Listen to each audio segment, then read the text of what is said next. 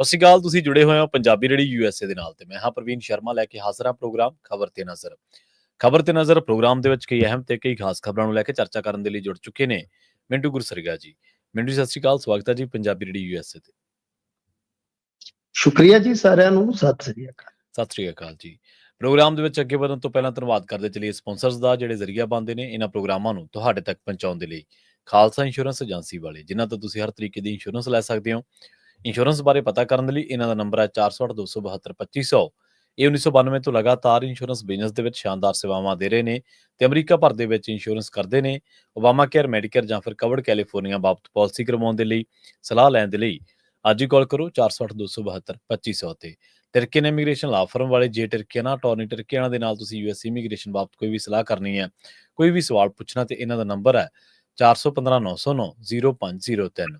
Krishna Dhanota Yuba City, Baljinder Singh Nijjar Woodland, Paramjit ਕੌਰੰਗੀ Vacaville, Pritpal Singh Sidhu Fresno, ਜੀਐਨ ਲਿਵ ਵਾਲੇ ਟਰੱਕ ਵਾਸ਼ ਕਰਦੇ ਨੇ, ਆਇਲ ਚੇਂਜ ਕਰਦੇ ਨੇ, 에ਅਰ ਬ੍ਰੇਕਾਂ ਦਾ ਕੰਮ ਤਸੱਲੀ ਬਖਸ਼ ਕਰਵਾ ਸਕਦੇ ਹੋ। ਨਵੇਂ ਪੁਰਾਣੇ ਟਾਇਰ ਵੀ ਇਹਨਾਂ ਤੋਂ ਮਿਲਦੇ ਨੇ। ਲੋਕੇਸ਼ਨ ਸੈਂਟਾ ਨੇਲਾ ਦੀ ਨਿਮਾ ਸੋਤਾ ਦੇ ਨਾਲ ਗੱਲ ਕੀਤੀ ਜਾ ਸਕਦੀ ਹੈ 209-277-0113 ਤੇ।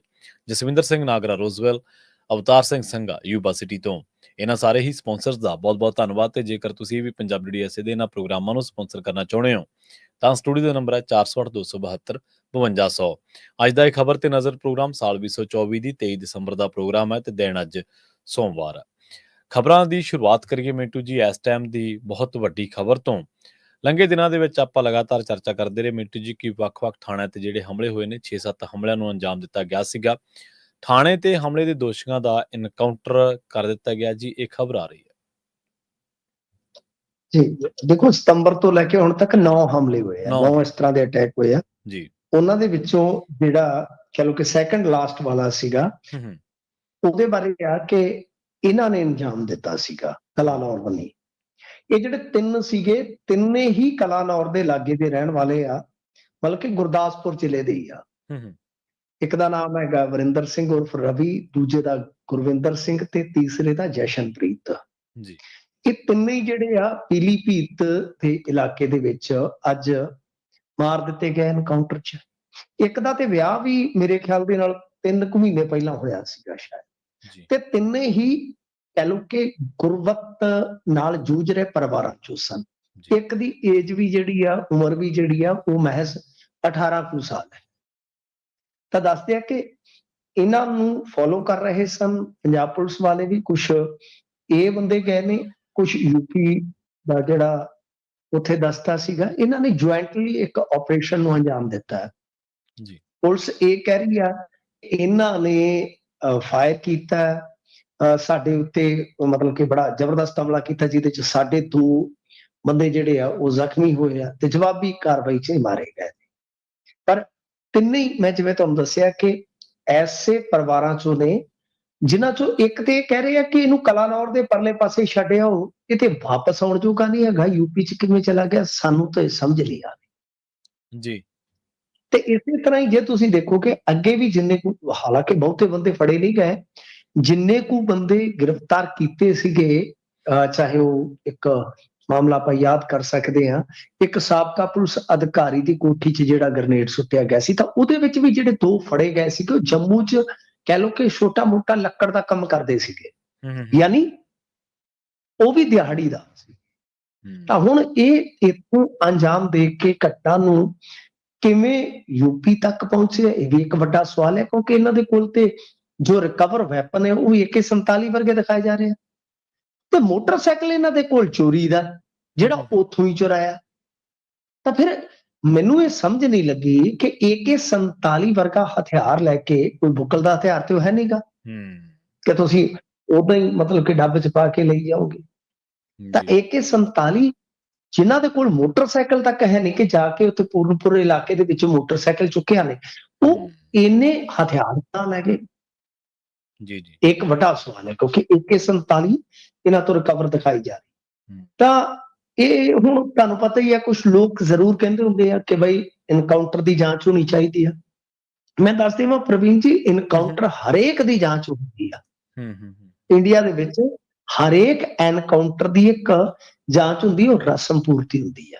ਹੂੰ, ਇੱਕ ਕਹਿ ਲਓ ਕਿ ਮੈਜਿਸਟ੍ਰੇਟ ਪੱਧਰ ਦੇ ਅਧਿਕਾਰੀ ਨੇ ਉਹ ਸਾਰੀ ਖਾਨਾ ਪੂਰਤੀ ਕਰਨੀ ਹੁੰਦੀ ਆ।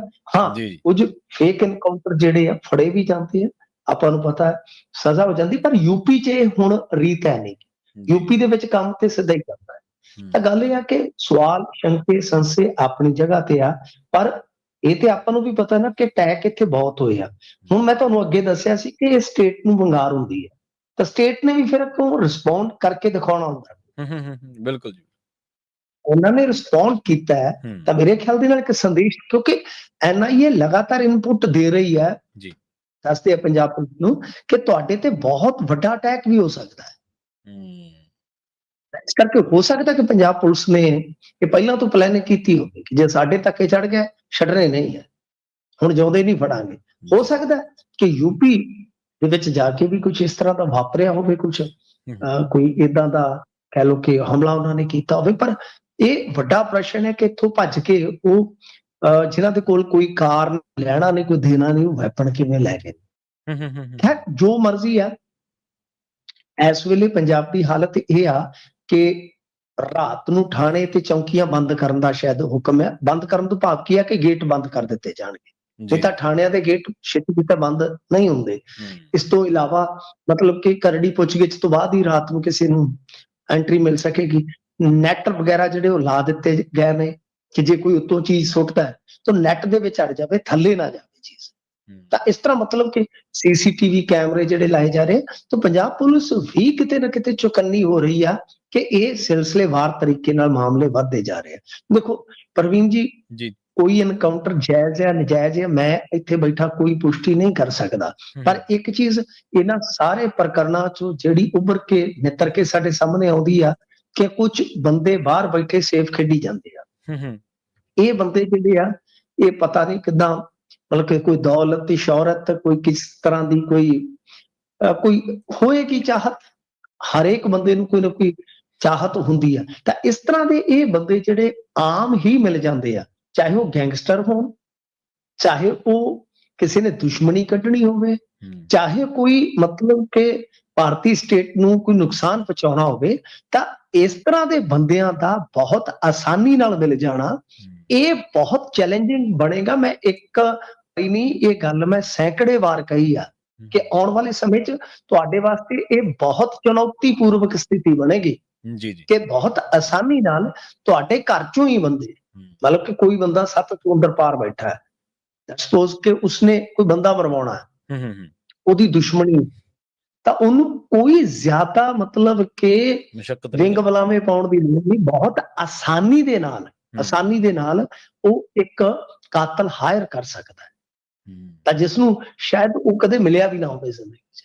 ਤਾਂ ਇਹ ਚੀਜ਼ਾਂ ਜਿਹੜੀਆਂ ਨੇ ਬਹੁਤ ਕਹਿ ਲਓ ਕਿ ਚੁਣੌਤੀ ਵਾਲੀਆਂ ਨੇ ਪੰਜਾਬ ਪੁਲਿਸ ਵਾਸਤੇ ਜਾਂ ਜੋ ਇੰਟੈਲੀਜੈਂਸੀ ਹੈ। ਪਰ ਮੇਰਾ ਮੰਨਣਾ ਹੈ ਕਿ ਆਪ ਦੇਖ ਲਓ, ਹੁਣ ਜਾਨ ਗਵਾ ਗਏ, 3 ਗਰੀਬ ਪਰਿਵਾਰ ਰੁਲ ਗਏ, ਇਹਨਾਂ ਚੀਜ਼ਾਂ 'ਚ ਨਹੀਂ ਜਾਣਾ ਚਾਹੀਦਾ, ਪਤਾ ਨਹੀਂ ਗਾਂ ਕੀ ਹੋ ਜਾਣਾ। ਇਹ ਸਾਡੇ ਇੱਥੇ ਆਮ ਹੀ ਆ ਕਿ ਥੋੜੇ ਜਿਹੇ ਪੈਸਿਆਂ ਦੇ ਲਾਲਚ ਨੂੰ ਜਾਂ ਕਹਿ ਲਓ ਕਿ ਸ਼ਾਰਟਕੱਟ ਮਾਰਨ ਦੇ ਚੱਕਰ ਦੇ ਵਿੱਚ ਨੌਜਵਾਨ ਜਿਹੜੇ ਆ ਉਹ ਇਸ ਪਾਸੇ ਤੁਰ ਪੈਂਦੇ ਆ। ਪਰ ਜੋ ਵੀ ਹੈ, ਜਾਂਚ ਪੜਤਾਲ ਹੋਣੀ ਚਾਹੀਦੀ ਹੈ। ਐਨਕਾਊਂਟਰ ਸੱਚੀਓ ਹੋਇਆ, ਝੂਠਾ ਹੋਇਆ, ਇਹ ਤੇ ਕੁਝ ਕਹਿ ਨਹੀਂ ਸਕਦੇ, ਆਪਾਂ ਤਾਂ ਜਾਂਚ ਦੀ ਮੰਗ ਕਰ ਸਕਦੇ ਹਾਂ। ਪਰ ਇੱਕ ਚੀਜ਼ ਦੇਖ ਲਓ ਤੁਸੀਂ ਕਿ ਹੁਣ ਲੋਕ ਇੰਨੇ ਅੱਕੇ ਹੋਏ ਆ ਕਿ ਠੀਕ ਆ, ਐਨਕਾਊਂਟਰ ਤੇ ਸਵਾਲ ਜ਼ਰੂਰ ਹੁੰਦੇ, ਪਰ ਉਹ ਐਡੇ ਤਿੱਖੇ ਨਹੀਂ ਹੁੰਦੇ ਜਿਹੜੇ ਅੱਜ ਤੋਂ ਕੋਈ 4 ਸਾਲ 5 ਸਾਲ ਪਹਿਲਾਂ ਹੁੰਦੇ ਸੀ, ਕਿਉਂਕਿ ਲੋਕ ਇੱਥੇ ਤੰਗ ਨੇ। ਜੀ, ਮੈਨੂੰ ਜਿਹੜੀ ਤੁਸੀਂ ਗੱਲ ਕੀਤੀ ਹੈ ਨਾ ਕਿ ਇਨਪੁਟ ਦੀ, ਤੇ ਅੱਜ ਇੱਕ ਅਖਬਾਰ ਨੇ ਸਟੋਰੀ ਵੀ ਲਾਈ ਹੈ, ਉਹਨਾਂ ਨੇ ਤਾਂ ਇਹ ਸਾਰੇ ਕਾਸੇ ਨੂੰ ਜਿਹੜਾ ISI ਦੇ ਨਾਲ ਜੋੜਨ ਦਾ ਦਾਅਵਾ ਕੀਤਾ। ਉਹਨਾਂ ਨੇ ਕਿਹਾ ਕਿ ਆਹ ਜਿਹੜੀਆਂ ਚੀਜ਼ਾਂ ਹੋਈਆਂ ਨੇ ਇਹਦੇ ਵਿੱਚ ਵੱਖ-ਵੱਖ ਜਿਹੜੀਆਂ ਇਹਨਾਂ ਨੂੰ ਵੀ ਤਾਂ ਇਹਨਾਂ ਨੂੰ ਦੇਖੋ, ਇਹਨਾਂ ਨੂੰ ਵੀ ਉਹਨਾਂ ਨੇ ISI ਨਾਲ ਹੀ ਜੋੜਿਆ, ਮੋਡਿਊਲ ਉਹੀ ਆ, ਖਾਲਿਸਤਾਨੀ ਮੋਡਿਊਲ ਜਾਂ ISI ਉਹ ਨਾਲ ਜੋੜ ਕੇ ਹੀ ਆ। ਤਾਂ ਮਤਲਬ ਕਿ ਅੱਤਵਾਦੀ ਹੀ ਇਹਨਾਂ ਨੂੰ ਖਾਲਿਸਤਾਨੀ ਅੱਤਵਾਦੀ ਹੀ ਲਿਖਿਆ ਜਾ ਰਿਹਾ ਖਬਰਾਂ ਦੇ ਵਿੱਚ। ਪਰ ਇਹਨਾਂ ਦੀਆਂ ਫੋਟੋਆਂ ਵੇਖੋ, ਮੈਨੂੰ ਤੇ ਕਿਸੇ ਪਾਸੋਂ ਲੱਗਦੇ ਨਹੀਂ ਹੈ। ਇਹ ਤਿੰਨੇ ਹੀ ਮੁੰਡੇ, ਮੈਂ ਜਿਵੇਂ ਤੁਹਾਨੂੰ ਦੱਸਿਆ ਕਿ ਤਿੰਨੇ ਹੀ ਗਰੀਬ ਆ, ਗਰੀਬ ਪਰਿਵਾਰਾਂ ਤੋਂ ਆ।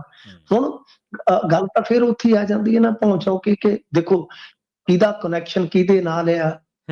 ਹੋ ਸਕਦਾ ਇਹਨਾਂ ਬੰਦਿਆਂ ਨੂੰ ਤਾਂ ਪਤਾ ਹੀ ਨਾ ਹੋਵੇ ਕਿ ਕੀ ਖੇਡ ਚੱਲ ਰਹੀ ਹੈ। ਜਿਵੇਂ ਤੁਹਾਨੂੰ ਦੱਸਿਆ ਕਿ ਭੁੱਖੇ ਨੂੰ ਤੁਸੀਂ 2 ਤੇ 2 4 ਪਿੱਛੋਂ ਕਿ ਉਹਨੇ ਕਹਿਣਾ ਰੋਟੀਆਂ, ਬਿਲਕੁਲ। ਉਹ ਗੱਲ ਇਹ ਹੈ ਕਿ ਜਿਹਨੂੰ ਜ਼ਰੂਰਤ ਹੈ ਨਾ ਇੱਥੇ, ਉਹ ਮਤਲਬ ਕਿ ਇਹ ਚੀਜ਼ਾਂ ਦੇਖਦੇ ਨਹੀਂ, ਉਹਨੂੰ ਜੜ ਤੱਕ ਪਹੁੰਚਣ ਲਈ ਜੋ ਸਮਾਂ ਚਾਹੀਦਾ ਮਿਲਦਾ ਹੀ ਨਹੀਂ ਸ਼ਾਇਦ। ਜੀ ਜੀ ਤਾਂ ਹੀ ਮੈਂ ਕਹਿ ਰਿਹਾ ਇਹ ਇੱਕ ਤਰ੍ਹਾਂ ਨਾਲ ਬਹੁਤ ਵੱਡੀ ਗੇਮ ਲੱਗ ਰਹੀ ਹੈ ਕਿ ਕੋਈ ਬੰਦਾ ਬਾਹਰ ਬੈਠਾ ਉਹ ਸੇਫ ਸਾਈਡ ਤੇ ਖੇਡ ਰਿਹਾ, ਤਾਂ ਜਿਹੜੇ ਬੰਦੇ ਅੰਜਾਮ ਦੇਣ ਵੀ ਉਹ ਗਏ ਮਰ ਸਕਦੇ ਆ। ਮਤ ਭੁੱਲੋ, ਜੇ ਪੁਲਿਸ ਦੇ ਮਤਲਬ ਕਿ ਉੱਥੇ ਕੋਈ ਥਾਣੇ ਤੁਸੀਂ ਸੁੱਟਣ ਗਏ ਤੇ ਜੇ ਅਗਲੇ ਨੇ ਵੇਲੇ ਸਿਰ ਵੇਖ ਲਿਆ, ਉਹਨਾਂ ਨੂੰ ਉੱਥੇ ਭੜਕਾ ਦੇਣਾ ਜੀ, ਉੱਥੇ ਭੜਕਾ ਦੇਣਗੇ, ਉੱਥੇ ਹੀ ਮਰ ਗਏ ਤੁਸੀਂ। ਤੇ ਜੇ ਤੁਸੀਂ ਜਿਉਂਦੇ ਫੜੇ ਗਏ, ਇੰਨੇ ਤਗੜੇ ਕੇਸ ਹੈ ਜੀ, NSA ਆ ਫਲਾਣਾ ਢਮਕਾਣਾ, ਮੈਂ ਤਾਂ ਤੁਹਾਨੂੰ ਪਹਿਲਾਂ ਹੀ ਦੱਸਿਆ ਕਿ ਨਵੇਂ ਕਾਨੂੰਨਾਂ 'ਚ ਤੇ ਬਹੁਤ ਹੀ ਜ਼ਿਆਦਾ ਵੱਡੀਆਂ ਸਜ਼ਾਵਾਂ ਨੇ, ਤਦ ਵੀ ਤੁਸੀਂ ਗਏ। ਤੇ ਜੇ ਐਨਕਾਊਂਟਰ ਬਣ ਗਿਆ, ਕਰੀ ਜਾਓ ਸਵਾਲ, ਚੁੱਕੀ ਜਾਓ ਸਵਾਲ, ਕੋਈ ਨਹੀਂ ਜੇ ਪੁੱਛਦਾ। ਐਨਕਾਊਂਟਰ ਸੱਚੀਓ ਭਾਵੇਂ ਫਰਜ਼ੀ ਐਨਕਾਊਂਟਰ ਕਰਦੇ ਨੇ, ਇਹੋ ਜਿਹੀ ਵਾਹ-ਵਗੀ ਦੇ ਵਿੱਚ ਕੋਈ ਪੁੱਛਦਾ ਹੀ ਨਹੀਂ ਹੈ, ਕੋਈ ਪੁੱਛਦਾ ਹੀ ਨਹੀਂ ਹੈ, ਬਿਲਕੁਲ। ਤੇ ਮਿੰਟੂ ਜੀ, ਅਗਲੀ ਗੱਲ ਕਰੀਏ ਆਪਾਂ ਨਗਰ ਨਿਗਮ ਚੋਣ ਨਤੀਜਿਆਂ ਦੀ, ਤੇ ਉਸ ਤੋਂ ਬਾਅਦ ਜਿਹੜੇ ਦੋਸ਼ ਲੱਗੇ ਤੇ ਜਿਹੜੀਆਂ ਫਾਈਲਾਂ ਖੋਈਆਂ, ਆਪਾਂ ਜੋ ਦੇਖਿਆ ਹੀ ਹੈ, ਸਿਸਟਮ ਦਾ, ਤੰਤਰ ਦਾ, ਡੈਮੋਕ੍ਰੇਸੀ ਦਾ ਜਲੂਸ ਕੱਢਣ ਤੋਂ ਬਾਅਦ ਹੁਣ ਕਹਿੰਦੇ ਸੱਤਾਧਾਰੀ ਜਿਹੜੇ ਨੇ ਉਹ ਜੋੜ ਤੋੜ ਦੇ ਵਿੱਚ ਲੱਗੇ ਨੇ। ਦੇਖੋ, ਸੱਤਾਧਾਰੀ ਧਿਰ ਨੂੰ ਏਦਾਂ ਜੋੜ ਤੋੜ ਕਰਨਾ ਪਵੇ ਤਾਂ ਸਥਿਤੀ ਸਮਝੀ ਜਾ ਸਕਦੀ ਹੈ ਕਿ ਸਿਆਸੀ ਤੌਰ ਤੇ ਉਹਨਾਂ ਵਾਸਤੇ ਕਿੰਨੇ ਟੋਏ ਤੇ ਕਿੰਨੀਆਂ ਖਾਈਆਂ ਵਾਲੀਆਂ। ਕਿਉਂਕਿ ਪਟਿਆਲਾ ਛੱਡ ਦੋ, ਪਟਿਆਲੇ ਜਿੱਦਾਂ ਇਹ ਜਿੱਤੇ ਸਭ ਨੂੰ ਪਤਾ, ਜੱਗ ਜਾਣਦਾ। ਹਾਂਜੀ ਹਾਂਜੀ, ਉਹ ਘਟਨਾ ਪਟਿਆਲੇ ਦੀ ਵੀ ਹੈ ਜਿਹੜੀ ਆਪਾਂ ਗੱਲ ਕਰਦੇ ਸੀ ਜੀ। ਫਗਵਾੜਾ ਹਰ ਗਏ, ਅੰਮ੍ਰਿਤਸਰ ਪਿੱਛੇ ਰਹਿ ਗਏ, ਜੀ, ਜਲੰਧਰ ਪਿੱਛੇ ਰਹਿ ਗਏ, ਲੁਧਿਆਣੇ ਪਿੱਛੇ ਰਹਿ ਗਏ। ਸਰ, ਜਦੋਂ ਕਾਂਗਰਸ ਦੀ ਸਰਕਾਰ ਸੀਗੀ ਤਾਂ ਉਹਨਾਂ ਦੇ ਕੋਲ ਟੋਟਲ ਇਹ ਜਿਹੜੇ ਨਿਗਮ ਸੀਗੇ, ਉਹਨਾਂ ਕੋਲ 266 ਸੀਗੀਆਂ, ਇਹ ਤੇ 158 ਤੇ ਹੀ ਰਹਿ ਗਏ ਨੇ। ਹਾਲਾਂਕਿ ਕਾਂਗਰਸ ਨੇ ਬਹੁਤ ਜ਼ਿਆਦਾ ਕਹਿ ਲਓ ਕਿ ਨੁਕਸਾਨ ਕਰਵਾਇਆ, ਪਰ ਫਿਰ ਵੀ ਬਾਵਜੂਦ ਇਸ ਦੇ ਉਹ 140-41 ਲੈ ਕੇ ਫਿਰ ਵੀ ਟੱਕਰ ਚ ਆ ਗਏ। ਬਿਲਕੁਲ ਸਹੀ। ਤਾਂ ਮਤਲਬ ਕਿ ਓਵਰਆਲ ਇਸ ਨੂੰ ਕੀ ਕਹੋਗੇ ਤੁਸੀਂ? ਪਰ ਬੇਸ਼ਰਮ ਦੀ ਦਾਲ ਡੁੱਲੀ ਹੈ ਸਰ, ਕਹਿੰਦਾ ਕਿ ਖਾਣ ਦਾ ਮਜ਼ਾ ਹੀ ਏਦਾਂ ਆਉਂਦਾ ਹੈ ਜੀ। ਸਭ ਤੋਂ ਵੱਡੀ ਪਾਰਟੀ ਬਣ ਕੇ ਉੱਭਰਿਆ, ਕਹਿੰਦੇ ਅਰੋੜਾ ਸਾਹਿਬ। ਕਹਿੰਦੇ ਅਰੋੜਾ ਸਾਹਿਬ ਨੂੰ ਇੱਕ ਗੱਲ ਪੁੱਛੋ ਜੀ, ਵੀ ਜਲੰਧਰ ਦੇ ਵਿੱਚ ਤੁਸੀਂ 3 ਮੰਤਰੀ ਸੋ, ਭਗਤ, ਅਰੋੜਾ ਜੀ ਤੇ DTO ਸਾਹਿਬ, ETO ਸਾਹਿਬ, ਜੀ 3 ਮੰਤਰੀ ਤੁਸੀਂ ਬੇੜੀ ਪਾਰ ਨਹੀਂ ਲਾ ਸਕੇ, ਤੇ ਚੌਥਾ ਮੁੱਖ ਮੰਤਰੀ ਸੀ ਤੁਹਾਡੇ ਨਾਲ। ਤੇ ਸੰਗਰੂਰ ਇਹ ਕਮਾਲ ਦੀ ਕਹਿੰਦੇ ਕਿ ਮੈਂ ਆ ਜਾਣਾ ਤਾਂ ਜਗਦੀਸ਼ ਰਾਜਾ ਨੂੰ ਇਹ ਕਾਂਗਰਸ ਚੋਂ ਲਿਆਏ, ਉਹਦੀ ਘਰ ਵਾਲੀ ਨੂੰ ਲਿਆਏ, ਦੋਨਾਂ ਨੂੰ ਟਿਕਟਾਂ ਦਿੱਤੀਆਂ ਇਹਨਾਂ ਨੇ, ਦੋਨੇ ਹੀ ਹਾਰ ਗਏ ਸਰ। ਔਰ ਬੇਸ਼ਰਮੀ ਦੇਖੋ, ਜਿਸ ਲੇਡੀ ਨੇ ਅਨੀਤਾ ਰਾਜਾ ਨੂੰ ਹਰਾਇਆ ਜਗਦੀਸ਼ ਰਾਜਾ ਦੀ ਘਰੋਂ, ਉਸੇ ਲੇਡੀ ਕਾਉਂਸਲਰ ਨੂੰ ਅੱਜ ਇਹਨਾਂ ਨੇ ਸ਼ਾਮਲ ਕਰ ਲਿਆ ਪਾਰਟੀ ਵਿੱਚ। ਅੱਛਾ, ਐਦੋਂ ਵੱਡੀ ਕੋਈ ਬੇਸ਼ਰਮੀ ਹੋਏਗੀ ਸਿਆਸਤ ਦੀ ਸਰ? ਜੀ ਬਿਲਕੁਲ। ਪਹਿਲਾਂ ਤੁਸੀਂ ਕਾਂਗਰਸ ਚੋਂ ਲਿਆਂਦੇ ਦੋਵੇਂ ਜੀ, ਉਹ ਹਾਰ ਗਏ, ਹਰਾਉਣ ਵਾਲੇ ਨੂੰ ਫੇਰ ਤੁਸੀਂ ਪਾਰਟੀ ਚ ਆ ਗਏ। ਮਤਲਬ ਕਿ ਜਲੰਧਰ ਜੋੜ ਤੋੜ ਚੱਲਿਆ, 3-4 ਇਹਨਾਂ ਨੂੰ ਚਾਹੀਦੇ ਸੀਗੇ, ਉਹ 1-2 ਸ਼ਾਇਦ ਕਾਂਗਰਸੀ ਆ ਗਏ, 1-2 ਇਧਰੋਂ। ਮੈਂ ਜਿਵੇਂ ਤੁਹਾਨੂੰ ਦੱਸਿਆ, ਕਾਂਗਰਸੀ ਕਹਿੰਦੇ ਹੁਣ ਇਹਨਾਂ ਦੇ ਅਸਤੀਫੇ ਲਵਾਂਗੇ, ਗਦਾਰ ਨੇ ਗਦਾਰੀ ਕੀਤੀ ਸਾਡੇ ਨਾਲ। ਤਾਂ ਮਤਲਬ ਕਿ ਇਸੇ ਤਰ੍ਹਾਂ ਲੁਧਿਆਣੇ ਚ ਵੀ 4 ਚਾਹੀਦੇ ਆ ਜੀ, ਪਰ ਕਿਵੇਂ ਪੂਰੇ ਹੋਣਗੇ ਇਹ ਜਾਣਦੇ। ਮਤਲਬ ਕਿ ਸਾਰੇ ਪਾਸੇ ਤੁਸੀਂ ਫਸ ਗਏ। ਪਟਿਆਲੇ ਨੂੰ ਜੇ ਸਹੀ ਢੰਗ ਨਾਲ ਪਟਿਆਲੇ ਵੀ ਇਲੈਕਸ਼ਨ ਹੋ ਜਾਂਦਾ, ਮੈਨੂੰ ਲੱਗਦਾ ਪਟਿਆਲੇ ਵੀ ਫਸ ਜਾਂਦੇ, ਕਿਉਂਕਿ ਤਾਂ ਹਾਈ ਕੋਰਟ ਨੇ ਕੁਝ ਵਾਰਡਾਂ ਤੇ ਇਲੈਕਸ਼ਨ ਰੋਕਿਆ ਪਿਆ ਸੀ। ਮਤਲਬ ਕਿ ਸੰਗਰੂਰ ਜਿਹੜੇ ਇਹ ਤੁਸੀਂ ਜਿਵੇਂ ਗੱਲ ਕੀਤੀ ਆ ਕਿ ਬਈ ਉੱਥੇ ਤੇ ਜੀ ਇਹ ਕਹਿੰਦੇ ਸੀ ਕਿ ਸਾਡੀ ਰਾਜਨੀਤਿਕ ਰਾਜਧਾਨੀ ਆ, ਤੇ ਰਾਜਨੀਤਿਕ ਰਾਜਧਾਨੀ ਦੇ ਵਿੱਚ ਹੀ ਇਹਨਾਂ ਨੂੰ ਉੱਥੇ ਫਿਰ ਉਹਨਾਂ ਨੇ ਦਿਖਾ ਦਿੱਤਾ ਜੀ ਕਿ ਕੀ ਭਾਅ ਤੁਲਦੀ ਆ। ਉੱਥੇ ਤੇ ਕਾਂਗਰਸ ਜ਼ਿਆਦਾ ਕੱਢ ਗਈ ਮੇਰੇ ਖਿਆਲ ਨਾਲ। ਜੀ ਜੀ। ਜੇ ਆਪਾਂ ਇਸ ਨੂੰ ਵੱਡੇ ਪੱਧਰ ਤੇ ਇੱਕ ਵੱਡੀ ਤਸਵੀਰ ਦੇ ਰੂਪ ਦੇ ਵਿੱਚ ਦੇਖੀਏ ਕਿ ਠੀਕ ਹੈ, ਵੱਡੀ ਪਾਰਟੀ ਤੋਂ ਬਣ ਕੇ ਉੱਭਰੇ ਹੋ ਤੁਸੀਂ, ਪਰ 5 ਨਿਗਮਾਂ ਚੋਂ ਤੁਸੀਂ ਕੋਈ ਚਮਤਕਾਰੀ ਪ੍ਰਦਰਸ਼ਨ ਨਹੀਂ ਕੀਤਾ ਸਿਵਾਏ ਪਟਿਆਲੇ। ਪਟਿਆਲੇ ਦਾ ਵੀ ਤੁਸੀਂ ਰਿਜ਼ਲਟ ਕਿਸ ਤਰ੍ਹਾਂ ਹਾਸਲ ਕੀਤਾ ਹੈ ਉਹ ਸਭਨਾਂ ਨੂੰ ਪਤਾ ਜੀ। ਤੋ ਇਸ ਕਰਕੇ ਕਹਿਣ ਨੂੰ ਜੋ ਮਰਜ਼ੀ ਕਹੀ ਜਾਣ, ਪਰ ਇਸ ਵੇਲੇ ਇਹਨਾਂ ਦੀ ਹਾਲਤ ਜਿਹੜੀ ਹੈ, ਮੇਰਾ ਮੰਨਣਾ, ਮੈਂ ਅੱਜ ਵੀ ਕਿਹਾ ਸੀਗਾ, ਅੱਗੇ ਵੀ ਕਹੂੰਗਾ ਹੂੰ ਹੂੰ ਕਿ ਜੋ ਆਮ ਆਦਮੀ ਪਾਰਟੀ ਨੇ ਕਹ ਲਓ ਕਿ ਬਈ ਜਿੱਦਾਂ ਪੀਕ ਦਾ ਟਾਈਮ ਦੇਖਣਾ ਸੀਗਾ ਨਾ ਉਹ ਦੇਖ ਲਿਆ। ਦੇਖ ਲਿਆ। ਮਰ ਗਈ ਉਹ ਮਾਂ ਜਿਹੜੀ ਨਾਲ ਟੁੱਕ ਦਿੰਦੀ ਸੀ। ਹੂੰ ਹੁਣ ਨਾ ਉਹ 92 ਆਉਣੀਆਂ ਨਾ 93 ਆਉਣੀਆਂ, ਉਹ ਕਿੰਨੀਆਂ ਆਉਂਦੀਆਂ 27 ਚ ਪਤਾ ਲੱਗ ਜਾਊਗਾ। ਹੂੰ ਆ ਜਿਹੜੇ ਪ੍ਰਦਰਸ਼ਨ ਹੋਣੇ ਸੀ, ਜ਼ਿਮਨੀ ਚੋਣਾਂ ਜਿੱਤ ਲੀਆਂ, ਵਾਹ ਹੋ ਗਿਆ ਯਾ ਹੋ ਗਿਆ, ਇਹ ਪ੍ਰਵੀਨ ਜੀ ਗਾਂ ਆਉਣ ਵਾਲੇ ਸਮੇਂ ਚ ਘਟਦਾ ਜਾਏਗਾ ਕਿਉਂਕਿ ਸਮਾਂ ਸਰਕਾਰ ਦੇ ਕੋਲ ਥੋੜਾ ਰਹੇਗਾ। ਥੋੜਾ ਰਹਿ ਗਿਆ। ਬਿਲਕੁਲ। ਜਦੋਂ ਸਰਕਾਰ ਦੇ ਕੋਲ ਸਮਾਂ ਥੋੜਾ ਰਹਿ ਜਾਂਦਾ ਹੈ ਨਾ, ਹੂੰ ਹੂੰ ਫਿਰ ਲੋਕ ਅਸਲੀ ਰੰਗ ਚ ਆ ਜਾਂਦੇ ਆ। ਤੁਸੀਂ ਇਹ ਦੇਖੋ ਕਿ ਵੋਟ ਪੋਲ ਕਿੰਨੀ ਕੋਈ ਆ, ਹੂੰ ਲੋਕ ਵੋਟ ਪਾਉਣ ਨਿਕਲੇ ਨੇ। ਨਿਕਲੇ। ਹਾਂਜੀ ਬਿਲਕੁਲ ਸਹੀ। ਉਹ ਇਸੇ ਕਰਕੇ ਨਹੀਂ ਨਿਕਲੇ ਹੂੰ ਹੂੰ ਕਿ ਸੱਤਾਧਾਰੀ ਧਿਰ ਦੇ ਖਿਲਾਫ ਉਹ ਭੁਗਤਣਾ ਨਹੀਂ ਚਾਹੁੰਦੇ ਹੁੰਦੇ ਕਈ ਵਾਰ, ਹੂੰ ਕਿਉਂਕਿ ਸਮਾਂ ਪਿਆ ਸਰਕਾਰ ਕੋਲ। ਪਰ ਹੂੰ ਉਹਨਾਂ ਦਾ ਸੰਦੇਸ਼ ਸਾਫ਼ ਹੁੰਦਾ ਕਿ ਅਸੀਂ ਨਾ ਖੁਸ਼ ਹਾਂ।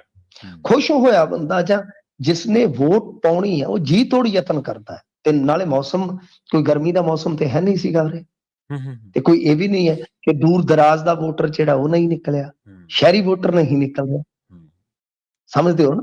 ਤੇ ਇਹਦਾ ਸੰਕੇਤ ਜਿਹੜਾ ਹੈ ਉਹ ਕਹਿ ਲਓ ਕਿ ਕੰਧ ਤੇ ਲਿਖਿਆ ਸੱਚ ਹੈ, ਜਿਹੜਾ ਇਹਨਾਂ ਨੂੰ ਪੜ੍ਹ ਲੈਣਾ ਚਾਹੀਦਾ ਹੈ।